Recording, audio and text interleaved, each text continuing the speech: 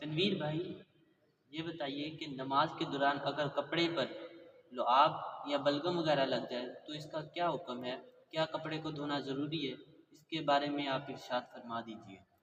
بسم اللہ الرحمن الرحیم۔ اگر کپڑے پر بلغم لگ جائے یا لعاب لگ جائے یا پھر آنسو لگ جائیں، ایسی صورتحال میں کپڑا ناپاک نہیں ہوتا۔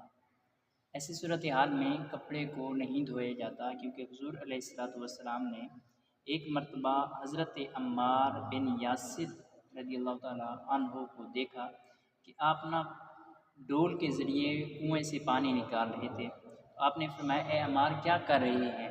تو حضرت عمار بن یاسر رضی اللہ تعالیٰ عنہ نے حضور نبی اکرم صلی اللہ تعالیٰ علیہ وآلہ وسلم سے فرمایا کہ میرے ماں باپ آپ پر قربان ہو، یا رسول اللہ صلی اللہ تعالیٰ علیہ وآلہ وسلم، میرے کپڑوں پر بلغم لگی ہوئی ہے اور میں اس کو دھونا چاہتا ہوں۔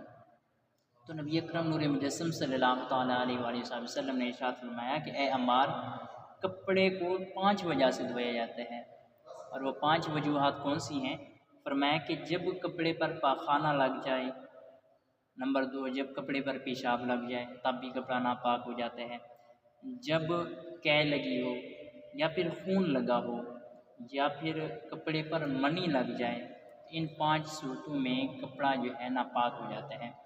اور ان 5 صورتوں میں کپڑے کو پاک کرنا ضروری ہے، اور کپڑے کو پاک کر کے نماز ادا کرنی چاہیے۔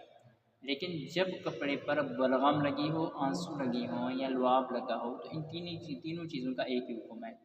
اس صورت میں کپڑے کو پاک کرنا ضروری نہیں ہے، اس سے نماز ہو جائے گی۔ جزاک اللہ خیرا کثیرا۔ آمین۔